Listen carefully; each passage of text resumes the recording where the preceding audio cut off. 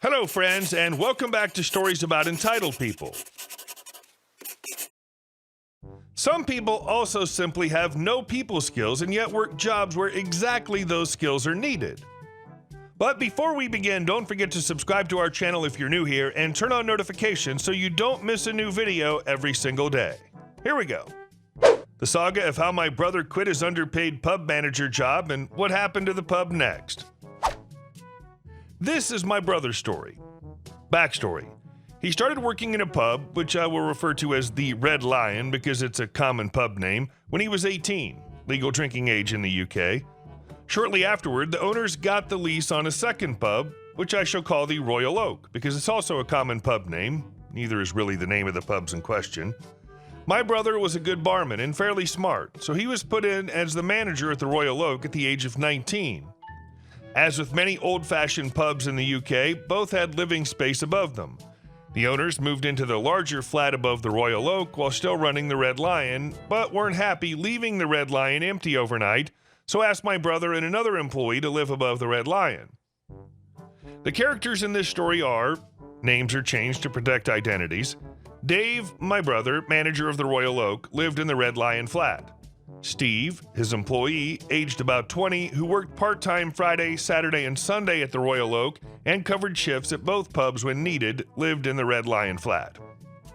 Bob, landlord of both pubs, co-managed at the Red Lion, lived at the Royal Oak flat. Amy, landlady of both pubs, co-manager and chef at the Red Lion, lived in the Royal Oak flat. Pete, Amy's son, aged 18, occasionally covered a short shift but did not work many hours. 2 here, 4 there, in and out of both pubs fairly often. Regulars at the Royal Oak reported that he had, while Dave was changing barrels, gone behind the counter and taken cash from the till. David passed these reports on to Amy, but nothing was ever done. He lived at the Red Lion flat because he didn't want to move. The story. Everything was going pretty much fine for the first few months, until my brother did a little calculation that revealed that for the hours he was working, 80 to 90 a week, the salary he was getting paid meant that his hourly rate was somewhere around £2.30. At the time, national minimum wage for someone his age was about £5.30, so he wasn't too impressed.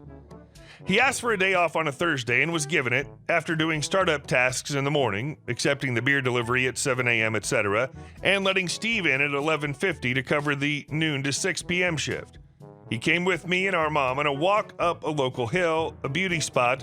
Before we even parked the car at the beauty spot car park, he got a text from Bob asking where he was. Dave pointed out that it was his day off and his first day not working in over 4 weeks, which, like the pay, was also illegal.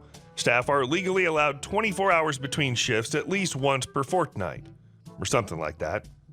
But even so, he'd done the opening sequence and let Steve in at 11:50 a.m. before coming on the walk. Bob responded that it was his evening off and he didn't want to be paying Steve $5.30 an hour when Dave could have been working the afternoon shift. Dave turned off his phone, and that was that. For the day. A week or so later, Dave and Steve were carrying out closing duties at around midnight. As the last few regular patrons were leaving, the doors got locked at 11 p.m., but people already in weren't kicked out, when Bob and Amy returned from closing at the Red Lion to go to bed in their flat above. Amy informed Dave and Steve that a bottle of scotch was missing from behind the bar at the Red Lion, and could they have a look around the pub and flat before they went to bed to see if they could find it. They agreed and finished up closing duties. As they were walking up the hill between the two pubs, Dave said to Steve, "Right, we're not going to bed till we found this bottle. We're going to comb the bar, the pub, the conservatory, the beer garden, and the flat until we find it." Steve agreed. They get in and take their coats upstairs to the flat before they begin the search, and when they enter the flat, they see the bottle on the floor next to the coffee table in the lounge. Not hidden exactly, but not in plain sight either. Unexpected and a bit odd, but problem solved. They return the bottle to its place in the bar and leave a note, since it's nearly an hour since Amy and Bob returned to the Royal Oak and they're probably not still awake. So Dave and Steve go to bed, noting that Pete's bedroom door is open. He's not home. Not unusual, he's often out late with friends. The next morning, Amy storms up into the flat when Dave and Steve were eating their breakfast at around 11 a.m. and already sounding angry started with Amy, "Where did you claim you found the bottle?" Dave, It was just down there by the coffee table, he points. Amy, we looked in here. It wasn't there. Dave, well, that's where it was when we got here. This is when Pete appears to spectate, a wide grin on his face as he leans against the wall. Amy, it wasn't there, but you somehow magically managed to find it within 10 minutes of getting back? Dave, it wasn't magic, it was just there. Steve, it was. We were going to look everywhere, but it was there when we got in. Amy, I don't believe you. Dave, are you calling me a liar? Amy, yes. Dave, F you then, I quit. Nobody calls me a liar. Within 30 minutes, Dave and all his stuff was in the back of my dad's car on their way back to my parents' house. The next day, one of the Royal Oak regulars reported that Pete was the new manager of the Royal Oak and that Steve and one of the other employees had also quit, leaving only Pete and one other employee, I'll call her Jess, she couldn't afford to quit, at the Royal Oak. A week after that, one of the few regulars still visiting the pub reported that Pete was no longer manager and Bob was now managing the Royal Oak with staff wanted signs in the windows at both pubs. Dave bumped into Jess a few days after that, who told him that the tills had been 100 pounds plus short for 3 days after Pete was put in as manager, and they suspected her but didn't have any proof, but warned her and wouldn't put her on shift alone. That meant she was working with Bob a lot, which she hated because he micromanaged everything and hovered over her shoulder all the time, and if she wasn't doing something fast enough, he'd tell her to do something else instead, usually cleaning things, and do the task she'd been doing himself. Then me and my SO ran into one of the old Royal Oak regulars in our local, the Black Horse, which he decided was his new local since it was the only other pub besides the Royal Oak that side of town that welcomed dogs. And he had a big, fluffy white dog. Knowing that I'm Dave's sister and knowing the whole story by now, he was happy to complain to us about Bob. Apparently he'd gone into the Royal Oak for the first time in a week that evening. And Bob had demanded to know where he'd been all week and why he'd not been in, and had told him he had to come in more. He was the sort of guy who'd go to the pub 5 or 6 nights a week and tell the other regulars to stop avoiding the Royal Oak. Apparently, it had become a very quiet pub indeed. Nobody had liked Pete when he was manager because he was slow pouring drinks, often got orders wrong, and sometimes rude, and would ignore customers who just arrived and were waiting to order until he'd finished reading or whatever it was he was reading on his phone. And people started not liking Bob much either, since he'd started interrogating regulars about why they'd not come in much. So the Royal Oak was often empty. The Red Lion continued to do fine because it relied more on the tourists due to its location right in the middle of the 3 main tourist attractions in town. And so it was that just 4 months after Dave quit, Bob and Amy dropped their lease on the Royal Oak. 2 years and 3 managers later, the brewery that owned the pub sold it outright and is now doing reasonably well. We suspect we know what the situation was with the missing bottle of scotch, and neither Dave nor Amy were lying about where it was and was not when they looked. I never heard what happened to Pete after that, though. And our next story. HOA built a wall on my dollar. In the month of April 2018, an unknown driver drove through a wall owned by me and the community from the cul-de-sac into my yard. Of course, they drove away. I'm out of town at that point. My tenants give me a phone call asking me what to do. I ask for photos, but they were at work when it happened. Their phone camera's broken and there was no one to be found.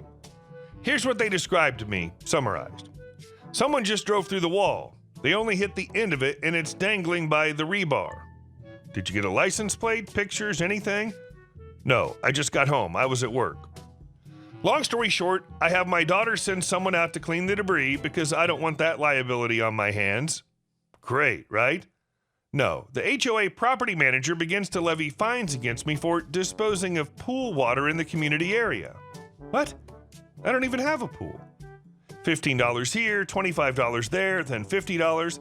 The fines racked up to better than about $400 for a pool I don't even have. It's harassment, to be perfectly honest. After contacting the property manager, he tries to justify that it's for the wall, and I knew what he meant, but never bothered to send any addendums, amendments, or corrective documents that changed the integrity of the fines. I go up the ladder and skip the property manager. Next thing you know, I'm given permission to fix the wall as I deemed fit. Within 14 days of the email, I have the wall cut, capped, painted, and decorative concrete borders extended to the new edge of the wall. It looked great. However, the wall was about 16 feet long versus the original 20 feet in length. The fines are dismissed. Thank God. So all's hunky-dory, right? Yes, up until January. Then crap hits the fan. Apparently it wasn't good enough. Now the property manager wants the wall extended to its original length. He said if I didn't do that, he would have the wall repaired. At this point, I gave explicit dispermission until further discussions. He dropped it and never called for any further meetings. A month or so later, he claims that the board made the decision to rebuild the wall even though it's already been handled. No inquiry on my part, no communication, zip. I asked them for a copy of their minutes, official documentation, that recorded this discussion. He sends me an unapproved copy, then altogether ignored the request for an official one. At this point, he just emails me and says the bid is $900 for repairs. After that, I hear nothing.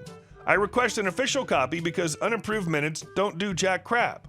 I feel he's not representing the HOA in an honest integrity.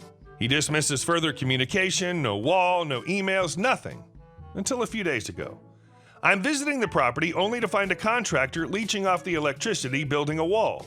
They destroyed my repairs. I shoo them away because I explicitly disclose that I want no changes made until we have some kind of meeting. It's not my fault the property manager's ignoring me. So what happened next? They just proceed to build it on a day that nobody was home. No community contribution whatsoever, even though they own 50% of the wall. I didn't ask for much, but I am being kept explicitly out of the loop, and they just decided that they can build something on half my property off my sole dollar?